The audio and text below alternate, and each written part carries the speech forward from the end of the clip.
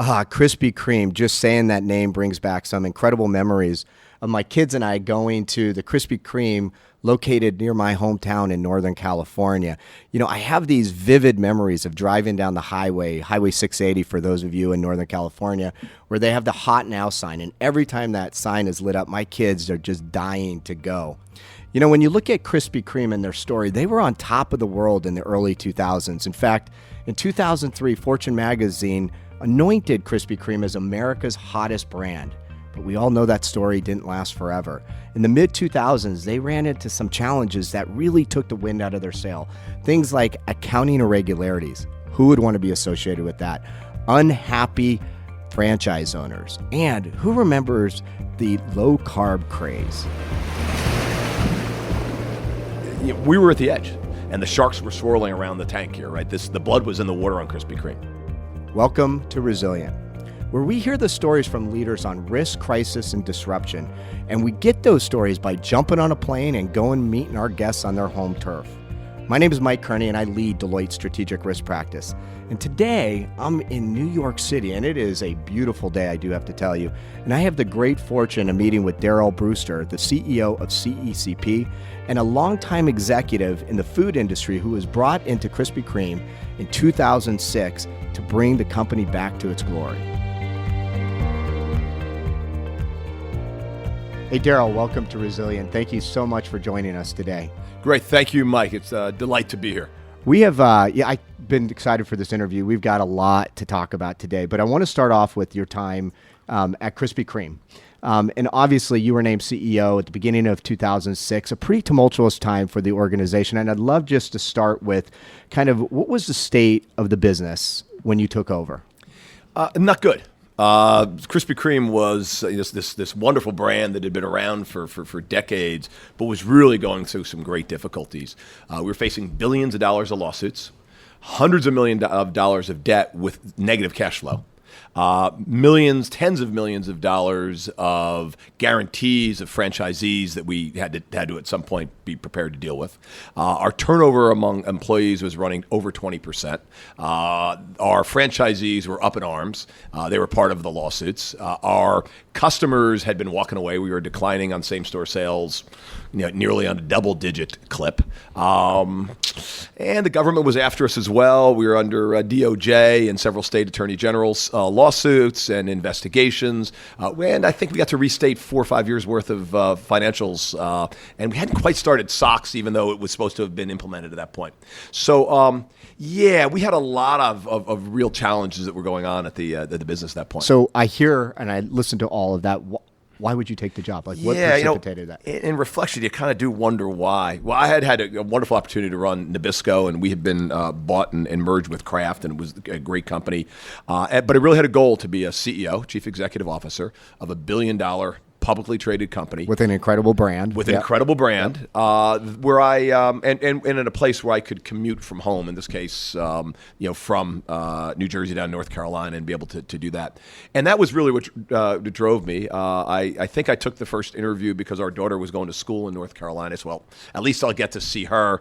Not a lot of interest. Whether or not she liked it or not. Whether or not she liked it, yeah, exactly. Yeah. And I, but really got to know the chairman of the board, Jim Morgan, who's just a wonderful person. Yeah, the challenge really kind of inspired me. It really kind of got me excited. I had been in some wonderful situations, ran some great businesses that we had been able to improve and enhance their performance. But here was something that was truly in a mess. And the mess was, by the time I got there, things had deteriorated even further than we first talked because the company was not current with its financials. So it was a lot of mystery and a lot of rocks that we would underturn them. And at least for some months, there was nothing good under those rocks. It's interesting. In preparation for this, I did a little research on Krispy Kreme. Sure. I didn't know they went back all the way to the 1930s. So obviously not only an iconic brand in the U.S. overall, but just even in the South. Yeah, it really was. Went back to the 1930s. The rumor is it was won in a card game by Vernon Rudolph, who was the original founder, a guy who, when he would hold board meetings, the Krispy Kreme board is actually shaped like a donut. And if there was a discussion or argument, and the open of that was open a hole like a donut, he would just say, okay, let's go to the middle. And then he would wrestle to get to the right answer. So as a former high school wrestler, I thought that's pretty cool. I'm not sure that would work in Did you take that era. into the boardroom? I think I probably could have in a number of instances. So a lot obviously going on when you took over. You mentioned accounting issues. You mentioned lawsuits. A lot of things. So what were some of your initial priorities out of the chute? Yeah, if there was a risk that we identified, we had realized virtually every one of them. And each of those areas had really topped, and there were really very few things going right other than perhaps the brand and great quality products. And a lot of people were still working hard, but we had hit every possible risk factor that was out there. What we really set up with the organization was we identified 3 overarching goals that we needed, and then a 6-point strategy to fix that. As you know, recently Krispy Kreme was bought by JAB, and I've heard from a bunch of the Krispy Kreme folks and people with nice thanks, and isn't it great the company survived this long, and I think they have great expectations what will happen now with JAB. But I virtually all those people still could recite the 3 S's and the crispy strategy we had. So the S's were very simple. 1, survival. This is the first thing we need to do. 2nd, stability. Get the processes, systems, structure in place so what we went through didn't happen again. And 3rd was really building a sustainable growth plan for us. So those are really what we would talk about. And then we underpin that with 6 crystal clear strategies, which we use the acronym CRISPY with a K. I had to spell a few words that way. And that was there. I mean, K was about cleanup and cash. Spelled with a K, of course. Yep. And how do we really clean up the mess that was there and generate the cash we needed to survive? And that was something that became really part of everybody's role in job. The R was about running great donut shops.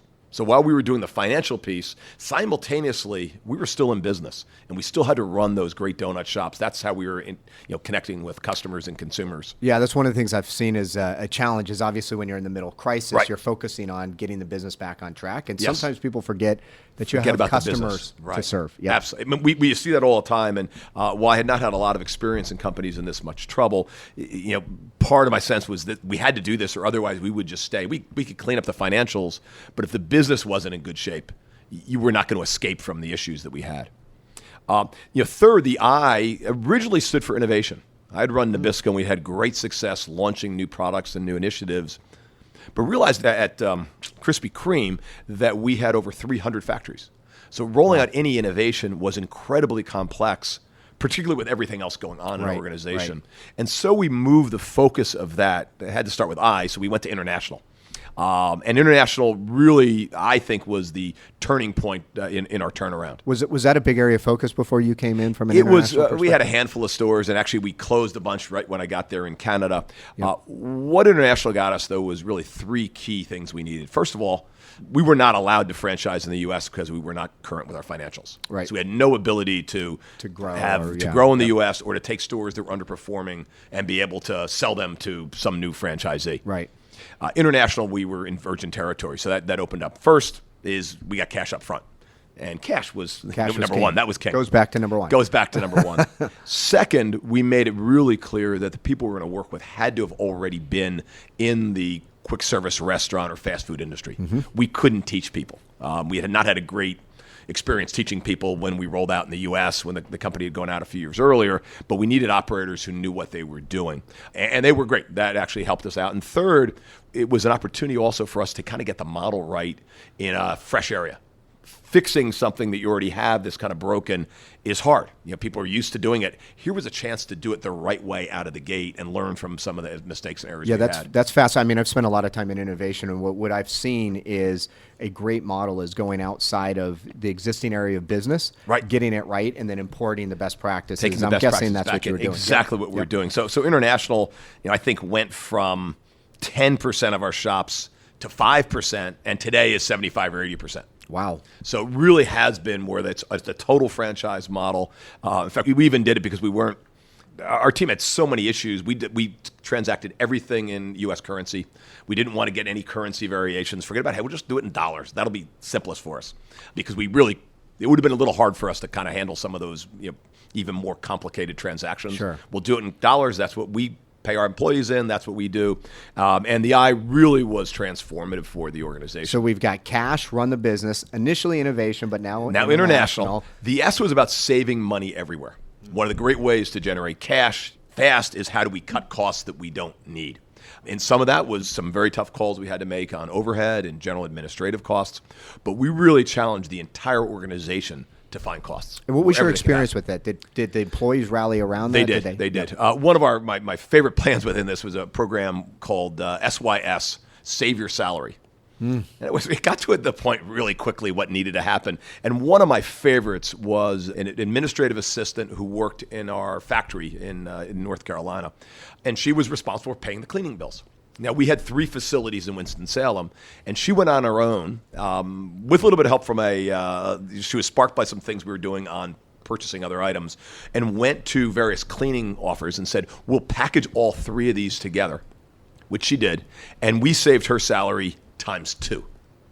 So it was just a brilliant story that we got to tell so many times about how people could really make a difference. The new cleaning guys were great. They did a much higher quality job than the old guys, and we were able to take the best of those and really get some wonderful leverage. And really throughout the organization, we found people really rallied up to kind of save. They understood the need to survive and find ways that they could really make a personal difference in the business. You know what? I love that, because I think sometimes when you get in a situation like this, people don't necessarily internalize it. Like, I have got to be part of the solution. Exactly. And what you did is you pushed this all the way down Push through it the down. organization. Everybody was still blaming the prior management, Right. which had created the issues and why that happened. People were telling these amazing stories. Well, that's nice, but we've got to move on. We've Right. got to get this thing fixed. How can you really solve what those topics and issues are all about? And the team really rallied around that. So the last 2. Last 2, we go on to P, and P was really to power the organization. So very consistent with what we just spoke about, was that you had an opportunity here to do that. So we put in some basic systems and processes so we could get everybody rowing together rather than hitting each other over the head with the oars, which is what was happening. Mm-hmm. It's an organization that had gone through such change. Everybody's blaming the other guy. It was the other guy's fault. And we tried to move that forward and really laid out an organizational strategy and communication plan to get everybody on the same boat. I remember one of the first times we would do, in addition to our management sessions, but every quarter, everybody in the organization had to do quarterly priorities. And they, through their manager, for the first several quarters, had to send them to me. And I would go through, this would be anybody in the management group. We have 150, 200 people, and go through everybody's individual priorities. Circle, this is critical. And then anything was like not so good, I asked their manager, what are they doing? So it was a great shot to see what people really focused on. Everybody had the Krispy Kreme overall, the 3 S's at the top of the page. They had the KRISPY down the side. And then what could they do in each of those areas? Well, it goes back to that this was not just about the executive team driving the change. This was about everybody. Right. Yep. And every quarter we would have a celebration meeting, or a celebration, or a quarterly update, a town hall meeting, some people call them. Sometimes there were celebrations, some consolation. And to get into that meeting, the ticket was to bring your quarterly priorities. That's fantastic. So you didn't have them, you didn't get them. Now, it took a while to go through a couple hundred of these priorities over time, all done on one page, because that was the model, because we wanted to keep it relatively simple. Yep. But it was a great way to get just great, crystal clear organizational focus on that. At those quarterly sessions was a great chance for us to then talk about, here's where we are, very open, honest, and we would do that generally the day of our earnings release for various communications and FD reasons. Talk about where we're going and relay out that vision. We're going to survive. We're going to stabilize this thing. We're going to build a sustainable growth plan. And then literally go through the KRISPY in terms of the plans about where we'd stand and bring in various managers or people. What was neat, there was a woman there who I just heard from a couple of weeks ago with the transaction, who had been with a company for 42 years. Wow. And she said, I've been here 42 years. You're the first CEO I've seen since our founder, Vernon Rudolph. The others had never shown up. And she was at a pretty key job working in our factory. The others had never come here. It must have made you feel really That was great. good. It was just such awesome. a great feeling that was there. And and I actually know what's going on in the company. Right. Because otherwise I'm reading it in the newspaper and it's not always, I realize it's not exactly accurate. And I also know what I need to do. And then each time, because people were going through a difficult time, we also didn't want this just to be all about the negative. We needed to find positives. And we had wonderful, in fact, she was one of the people we would honor anybody who was celebrating a major anniversary with the company, where it was 5, 10, 20, and then anybody over 30, we would just celebrate them every time. And one of our people would then provide the music of that era So literally the music that was on when she joined at Krispy Kreme, we'd play a couple of seconds of that. And it was a great way. Do you remember her song?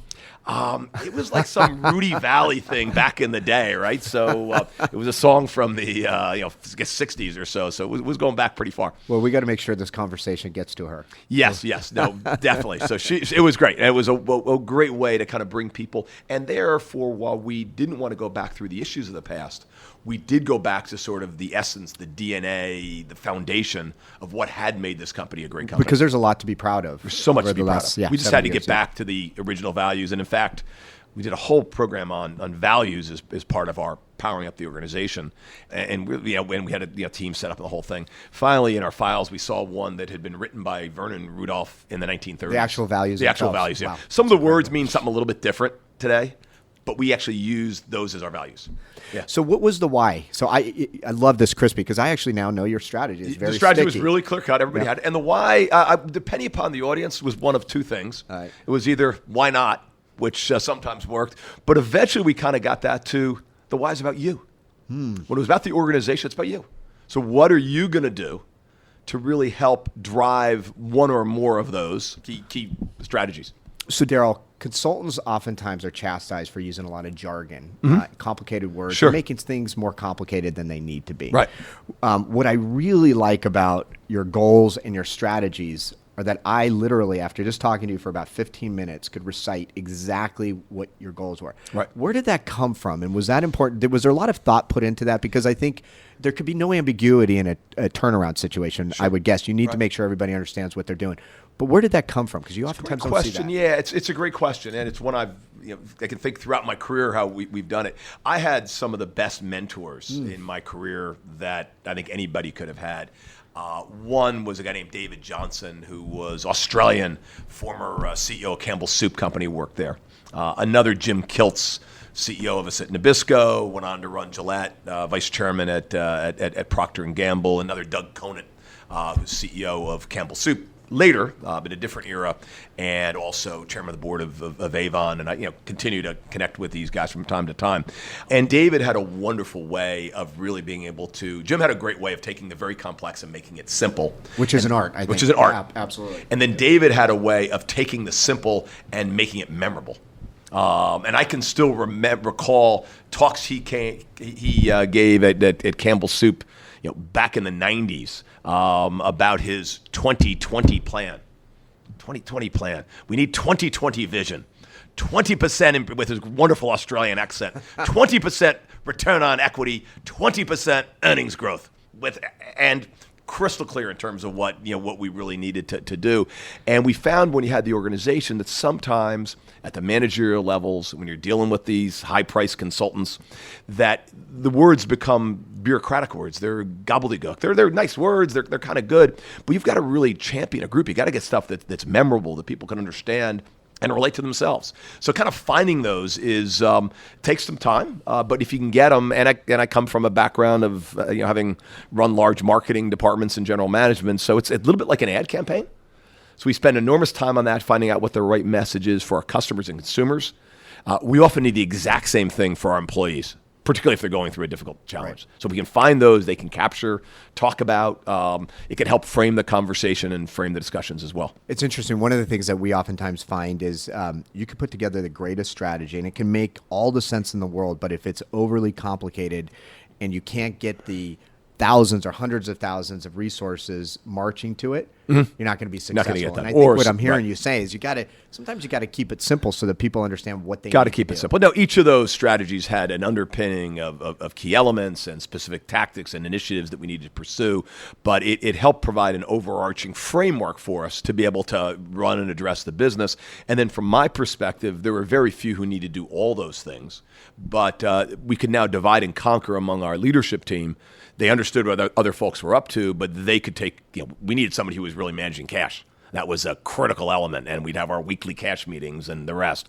Meanwhile, that was important to know where that was, but the guy running donut shops needed to be out there with our franchisees, with our company stores on a regular basis, and best that they weren't confused or complicated in some other areas. Our international team was most remarkable because they were critical to turnaround. It was two guys, and they had some great contacts previous in their career, and they just basically got in planes and check in, at our staff meetings every other one if you want. But here's what you got to get done. And they did a really remarkable job, Jeff Welch and his team. So Daryl, when you came in, I think the investor community looked very favorably at your announcement as a CEO.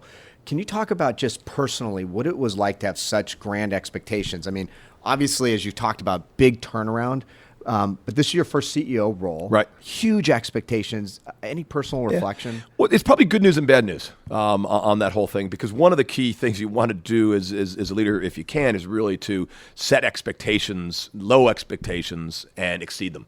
In this case, our expectations were already very, very low. Yep. And while I thought quite a bit about, and probably some reasonable reasons to lower them even further, we were at the edge. We were really at the edge. We were dealing with suppliers who were ready to put us on COD. If we went on COD, it was over. Right. And we were at the edge of, and the sharks were swirling around the tank here, right? The blood was in the water on Krispy Kreme. Mm-hmm. The restructuring guys were ready. They had the lawyers were lined up, 12 guys on a phone call, which we put the lawyers on budget. That was my save money everywhere initiative. Saved us huge money. Wonderful letters I got from lawyers. That's what you got to share in these quarterly town halls. Exactly. And everybody loved and cheered it. We didn't need 12, in some of the most expensive law firms in the world whose fees were greater than what was at risk. Right. It was, anyway, we'll let that be, because we had some so-called restructuring guys in before us. Great if you were in bankruptcy. Fabulous in that. But we weren't and didn't need to. Right. But had they been there longer, we would have gone there. But those were really challenging stuff that we had to really work with our organization to really help provide that better future of where we're going, but also deal with the realities of where we were. I know that in any type of situation where you're coming into a new organization, you go through the interview process, you do your due diligence, you probably have a pretty good understanding of what's going on. But what we oftentimes hear is, wow, I was surprised because of X, Y, or Z. What surprised you when you came in? Yeah, I think as I mentioned earlier, virtually every rock we would turn, there would be another surprise. And a lot of the surprises were really interrelated and kind of connected from that perspective. I had seen the financials that had been provided 6 months earlier, and between then and when I took over, the deterioration was stark. It was just a significant deterioration in what had happened, but the company was not current with its financials, so it wasn't public information. And until we had our prior financials cleaned up, we could not provide our new financials. So we're in that in-between zone, which was somewhat helpful in a sense, even though we never missed a day of trading on the New York Stock Exchange, because we were trying to sort out a lot of information and issues that had occurred years prior, and clean that up. But each day we would find new things about what had happened, why it had happened, some of the questionable things that had been done previously, and the challenge was just kind of let's figure out what they are. Let's get them all down on a piece of paper, and then we can begin to kind of address and deal with those things. So how do you navigate through that? Because I can understand coming into a situation where there's a lot of issues where you got your arms around it. But Sure. what it sounds like is, every day you were finding something new. How did you get to truth, I guess, or how did you get your arms around everything that needed to be fixed? we had a terrific team during this time frame. And even though I had gone through a lot of turnover, and we literally had two CFOs. We had one CFO who was looking backward to get all the information all current, which we had to do to be able to move forward, and another CEO who was more traditional CEO group. And we had a third guy who was one of the few who stayed on from the so-called restructuring guys, who was really our cash guy. So and really had CFO credentials. We actually needed all of them pretty heavily engaged to kind of keep things going at this juncture. At the same time, we're losing money, so it wasn't like we could bring in a lot of high-priced, consultants or anything. So we did have some consultants who were great, who created a more flexible model for us, more performance-based. So as we got some benefits and savings, we could then pass them on, which was good. So the two of the CFOs were there. The third guy who we retained was extraordinarily helpful as well, and he kind of was the everyday cash guy. One guy was looking backward, and he ultimately became the CFO and just did a terrific job. And our third was our guy who really was looking outside and helping us manage, kind of the investors group as well. And how do we communicate to Wall Street, because we were a publicly traded company. Right. So you mentioned many times you're obviously low on cash. You also mentioned that you had an incredible team. But the question I would have for you is you don't have a lot of money to spend, but it's really critical that you have the right team in place that understands your vision and strategy. Right. How did you pull together a team that understood where you wanted to go? And there's a lot of different questions I could go from there. That's a great question. It's a great question. I think one of the major things we did early on with this group, because they were all over and they were still kind of in the view of, why'd they come? Why didn't they sell their stock a few years ago and all that? But we would do as part of our ongoing process, and we did it more frequently to begin with, but we would do a quarterly session with our group, which we do offsite, and we brought in an outside facilitator. There's a guy who would work for me. We were ready to go, and a guy who was supposed to work, he'd work for me. He was been a head of HR for a large company. The day of it, he calls up, says, "I can't come." Oh, wow. But I had a good friend in town. I said, "You got to facilitate this thing." And we had a session, and I did them before, something I picked up from Jim Kilt, still do them today with organizations, which is a really quick strategic planning session. We call it the STAR process, strategic thinking, action, results. And it was great because we basically spend the morning talking about where we are, what's working, what's not. Yep. We then talk a bit briefly about where we want to go in both financial and somewhat visionary terms, but early on it was all about the financial data, survival in those areas, and get everybody aligned on what the goals would be. And that's something that I would pretty well say, here's what we've got to get to, guys. We cannot continue to lose a couple of $1 million a month. That's not going to happen with the level of debt we have. And if one vulnerable franchisee goes under, this is really going to be a problem. Right. So getting everybody aligned on what those goals are, some discussion, but that's one where I think the leader can really provide it. But then having the group around those strategies lay out their steps and plans about how they're going to do that. You know what's important about this, and I've seen it done every different way, but what it sounds like you did is you brought your team together, and rather than doing this in a back room or doing it in a bespoke manner, everybody had a say. And so that they could contribute, and then you walked away, I'm guessing, with fairly. We would walk away with specific plans. That would be each individual's objectives for the new quarter, their priorities, and then their next job was to have that same session, however they did it, whether one-on-one or as a group, with their team, so that it all really waterfell to the whole organization. So everybody was really on the same page, but could focus on what they could do as part of that.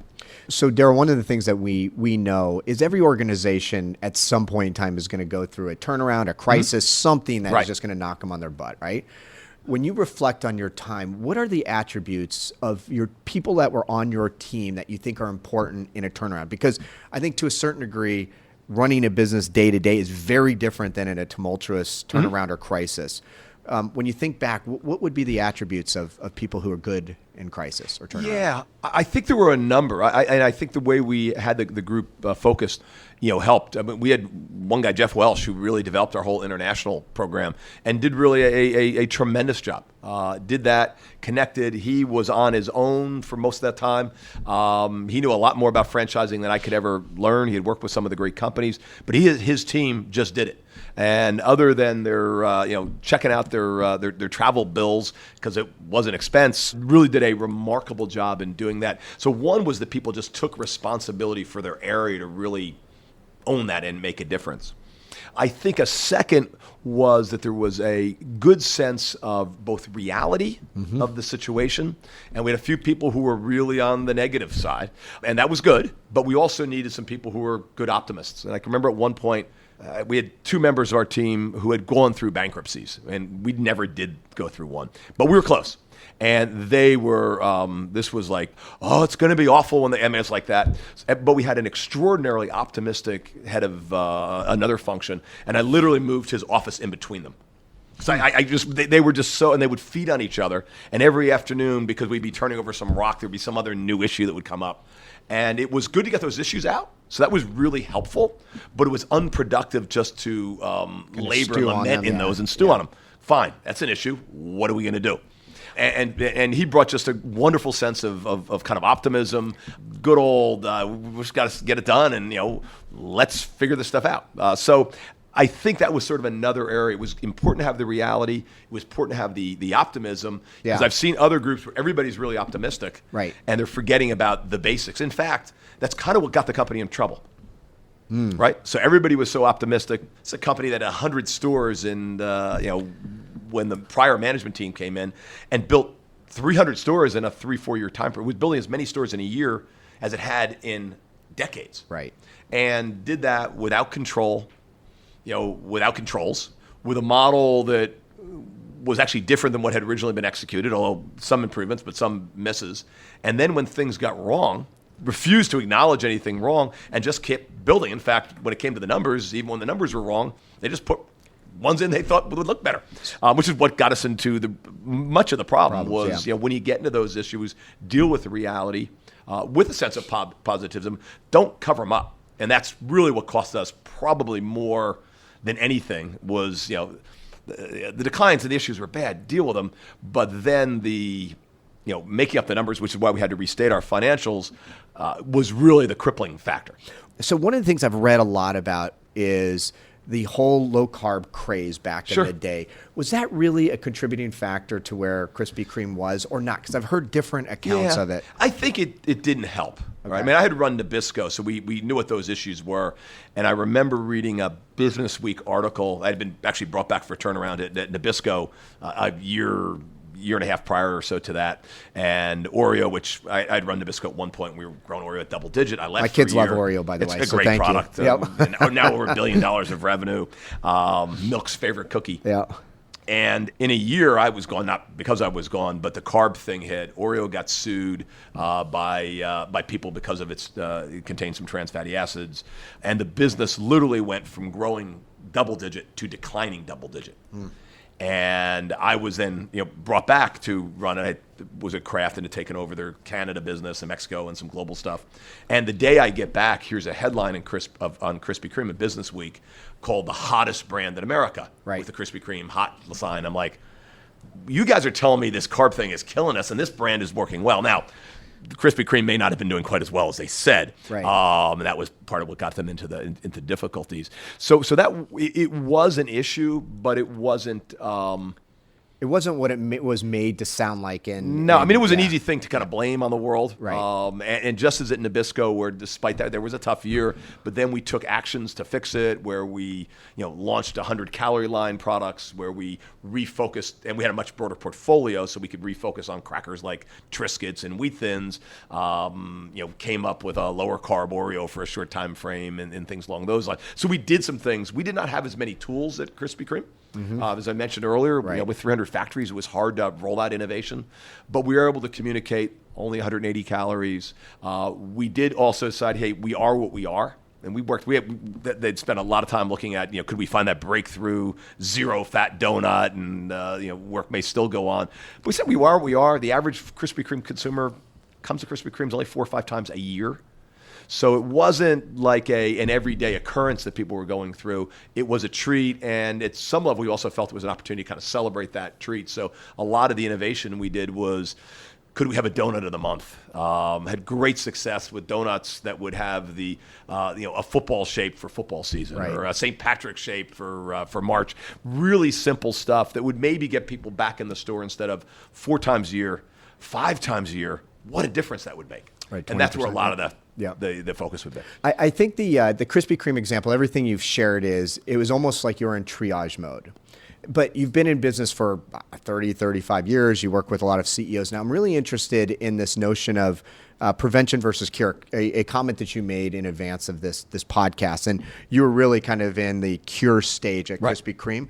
But what are your thoughts around how risk can be potentially identified in advance of something going wrong like this? I come from a risk practice. Sure. This podcast is not about Deloitte, but I'm always interested in what organizations can do to get ahead of risk so that they can identify it, monitor it, and address it before it ultimately becomes a crisis. Yeah, I think it's a great question, because I think risk is inherent in everything we do within business and we look at.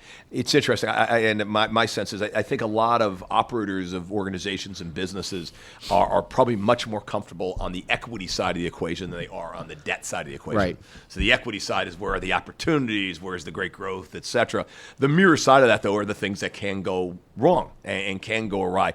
I don't think that companies, and I think Krispy Kreme, we did it, but we did it after the horse was out of the barn, if you will. Sure. I think there's a real opportunity for companies to really identify what those risk areas are, and this is beyond Section 1.1 and the 10K filings, right? Which I think are done more for legal reasons perhaps than for real fundamentally, how do you drive a business? But to look at what some of those areas would be. And I think in particular, what are, sometimes like Krispy Kreme, a lot of these are self-inflicted, but what are some of the trends that are happening in the world that we need to be ready for and look to address?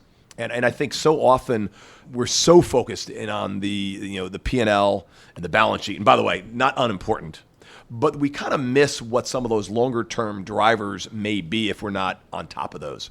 I think another area that can be critical, and in my view, it's what saved Krispy Kreme, is how you really do build a reputation. Forget about the financial issues, but a reputation with your customer and your community base. I mentioned earlier, and went through the litany of all the issues, the billions of dollars of lawsuits, right, the hundreds of millions of dollars of debt without any cash, the tens of millions of dollars of risk. The end of my first day at Krispy Kreme, I went to our local shop. That must have been a long day. It was a long day, to get a cup of coffee. And an elderly woman came up. She was there with her husband, and in her wonderful Southern accent came up and just gave me a hug and said, "Thank you. Thank you for coming." And it was like, wow. It was like, oh man, then you look at the thousands of employees and franchisees. But the company had, and they deserve such great credit, had built such a wonderful following, these great brands. People took enormous pride about what they were part of at Krispy Kreme. And a few weeks later, and Krispy Kreme had a few weeks later, I went to a bankers convention. I was invited down to these were small community bankers from the state of North Carolina and others. And it was like, why do you go there? And I said, well, we know we may need money at some point, and better to have bankers before things go awry to have a conversation. And I'm kind of getting ready and coming out of the restroom. And we had a program called fundraising. Now, fundraising, FUN, was a way you could buy Krispy Kreme donuts in bulk and then sell them to raise money for your group, your organization. I think my daughter's cheer team still does this to that day. It's kind of like Girl Scout cookies, right? But it's a fresh product. So the organizing group will do it on Tuesday, and by Friday you can do this. Whereas I'm still waiting for those Girl Scout cookies, right? I mean, you order them, you never think like they ever show up because they come months later. So it's kind of an active, real-time way to raise money. So the team needs cheering outfits. We need $1,000. We can go raise that this weekend, right? Or we need band uniforms, or the basketball team needs new outfits. Whatever those are, very local community. We were raising at Krispy Kreme, and basically the program was very simple. You buy the donut at half the price. You say it at full price. Krispy Kreme sort of breaks even, and you keep the profits. Well, when we were losing money, of course, we would invest more into that than we made. In fact, that was we were $30 to $40 million a year the companies were raising from Krispy Kreme, selling of Krispy Kreme donuts. It was actually, and a couple of our board members, I think rightfully so, said, we're going to shut that down because any of those donuts that are sold that way, we're not getting full price for. But just think of the brand impact. Well, there's two things. First of all, most of those were people from rural areas outside the towns would come in, and this would be a good chance for them to buy stuff. Second is the amount of great positives. So I'm at this bankers piece, and a couple of guys were just talking about Krispy Kreme, all the problems they were going through. They didn't know who I was in the hall. And once, I used to sell those Krispy Kreme donuts back when I was a kid. So I started off and I said, all right, how many guys know Krispy Kreme? And this was a Southern bankers group. They all had their hands up. I said, how many people ever participated in our fundraising? Now, I was from the North, so I didn't know this program that well. Right. And when I saw 90% of the hands go up, I realized, which was a great confidence builder, that whatever happened, Krispy Kreme would figure this out, right? Whether I was there or anything else, it was going to figure it out because it had built so much, as long as it didn't, it could screw up in the financials and shouldn't have done that, but as long as it didn't screw up that relationship, it was going to be fine. And we never had to go to those banks. In fact, a while later, we were able to renegotiate all of our, when we had, cash coming in, and we were able to, get our cash on hand equaled our debt within 2 years. It was sort of a remarkable turnaround. So we never really needed it, but we knew it was there because of that incredible thing. So while I think it's important to identify what a lot of those risks are and how you might offset those, it's also what are the things you are putting literally into your reputational bank account that you can call on if that happens. Because if you're running this thing at the total edge, and it would have been easy to call that program off, we didn't make any money on it. Right. Probably some of those uses would have come back to us. But I don't think we would have had that same bank account. I think people were cheering for Krispy Kreme to survive. Yeah, they'd have been cheering. We know there's a lot of companies right now that are out there. The public, I don't think, would cheer if they found out they were in trouble. Right. They cheer, but for other reasons. It's amazing what a strong brand will do during a downturn. Right. now that you've had an opportunity to reflect, gosh, what has it been, almost 8-9 years since you've left? What was your proudest accomplishment or accomplishments? Yeah, I think it's that thanks to the team's really hard work, all the effort, that we saved a great American brand. I don't think it would have happened. It could have happened with other people, but I think we did that. And I think that saved lots of jobs. I think it made lots of people smile because they get the good, warm, hot donut. I think it led to lots of wonderful conversations and laughter and all those things. And I think that at the high level, the idea that we really not only saved the company, but put in the framework and the longer-term plan that, the next round of management just took to yet another level, I thought was just something that I can really do. And we did it while cleaning up a big mess, and I think we did it in the right way. We never missed a day of trading in the New York Stock Exchange. We were close. We did not go bankruptcy, although the first question at our first annual meeting, we hadn't had one in several years, was, when are we coming out of bankruptcy? So we never went in because there was all the stuff that that floats around business in these situations. So I'm really proud of how the team really stepped up as a team and took on some immense problems that weren't their doing, and led to some really remarkable results and saved a business that continued to prosper beyond that. Anything you do differently? It was one of the, probably in life you really don't need to run into the helicopter blades too often. So, part of me does wonder whether I'm glad I did it and I learned so much on it. But was that the? It was a great experience. Whether you do those pieces, I think I was probably one. I think the other, which was I did this job as a commuting CEO. We did that for family purposes. I had a daughter who was in school in North Carolina. I think that CEOs need to be there. And even though I did that, especially in these situations, we were extraordinarily successful. We turned it all around. I think that being there and all of that stuff, I think was key. It wasn't right for our family, so I think that was probably that sort of early area. It worked out well. Our family's good. The kids are healthy. They learned a lot. We all learned a lot through that whole experience. But I do think that there, because that was there's Wednesday nothing leaving, like showing up all the time. It's showing up all the time, and we showed up every week and all that. It's hard, and not that a lot of people have done that successfully, but that's probably one thing that as you look back, I might have done differently for the company, but for me, this worked out very well. So there's kind of a mixed thoughts on that. It's interesting because one of the things that bugs me most about business nowadays, everything is so virtual. I think the virtual world is great. I think it gives great power and independence, but I do think that's probably one thing looking back is, now that said, I don't know what decisions we might have made differently, because sometimes it was just good to get out of Winston-Salem and not have to read the newspapers every day. But I think being there, I think would have been, is probably the right thing in most instances. You know what? It's funny because at the end of every podcast, I try to just summarize a couple of things that I've heard. There is so much here, but let me just try to summarize some things that I've heard. And first of all, Daryl, thank you for the gift of time. This was incredible. That's great. The candor, the openness. We got the story on Krispy Kreme, what you're doing as CCP. A lot of good stuff, yeah. You also shared a lot of comments on leadership, but there's some things I just want to mention that I jotted down as we were going throughout. And the first one is, thinking back to your Krispy Kreme experience, I thought it was really interesting around how you made employees part of the solution. The administrative assistant example of how she went out and found a new vendor, saved a bunch of money, and had a higher quality product. Unbelievable, because I think especially in a crisis turnaround, if you don't get your employees bought in, it's going to be a much more difficult row to hoe if they're not there. The second thing is, I love the fact that you talked about we can't stew on the past. Like, we have got to move on. We've got to make this company great again. And if we're stuck in the past, it's not going to allow us to move. Learn from it. Move on. Move, exactly. Which gets to the other one that I wrote down was the realism and the optimism. I love that. Like I said, I always take away a couple things from these podcasts, and that realism, optimism is one that I'm going to. Yeah, the other way we look at it, same letters, is risks and opportunities. That's what I talk about every day at work. Exactly. But it's the same way to kind of think about it. You got to deal in both worlds. Right, absolutely. And then the other thing that is becoming a common theme that we're beginning to hear is really about open and transparent communication. Right. You can't communicate everything, but you need to be very open to your stakeholders. And what you talked about was probably one of the most important stakeholders are your employees. Yeah, I think the area of transparency, whether you are or you aren't, Yep. you are. Today's world, you are transparent. So don't think about, I'm going to become more. You are already That's actually, transparent. yeah. You have no choice.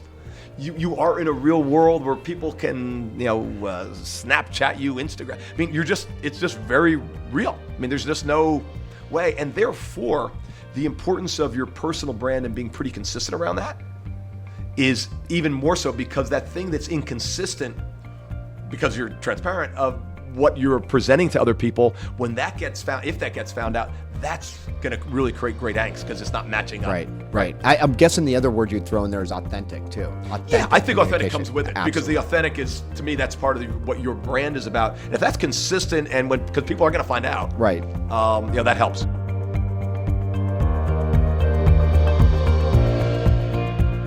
Wow, what an incredible conversation about Daryl taking over Krispy Kreme during a very challenging time. We're going to continue the discussion in our next episode, where we'll talk about Daryl's role in leading CECP, a purpose-driven organization focused on partnering with the largest companies in the world to drive social change. Thank you for listening to Resilient, a Deloitte podcast produced by Rivet Radio. You can hear us by going to Deloitte.com or visiting your favorite podcatcher, keyword resilient. Also, hit me up on LinkedIn with any comments or recommendations for future guests. And remember, leaders who embrace risk improve performance and are more prepared to lead confidently in the volatile world we live in.